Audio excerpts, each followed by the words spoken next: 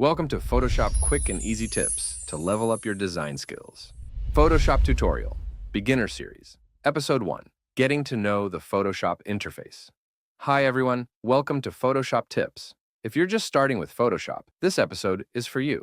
Let's explore the Photoshop interface and get you familiar with the layout. When you first open Photoshop, it might look overwhelming, but don't worry. Once you know where things are, it all starts to make sense. First, go to the upper right corner of the screen. You'll see a drop-down menu called Workspace. Click on it and choose Essentials. Then click Reset Essentials to bring everything back to the default layout. This makes sure your workspace looks just like mine. Now look to your left. That's your toolbar. Here you'll find all your essential tools like the Move tool, Lasso, Brush, and more. On the right side, you'll see the Layers panel. This is where all your design elements are organized. Think of it like stacking transparent sheets. You can move things up, down, or hide them completely. At the very top, you'll see the Options bar. It changes depending on which tool you've selected. So if you pick the Brush tool, you'll see brush settings here. And don't forget the Menu bar. That's where you'll access commands like File, Edit, Image, and more. Pro tip, you can always press the Tab key to hide or show all panels if you want more space. And that's your guided tour of the Photoshop interface. Simple, right? In the next episode, we'll talk about navigating your canvas with zoom tools and shortcuts. See you there.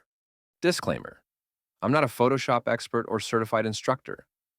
All tutorials in this channel are based on my personal experience, learning, and practice.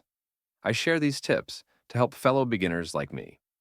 Please feel free to explore more and use what works best for you. If you found this helpful, like and subscribe for more quick Photoshop tips.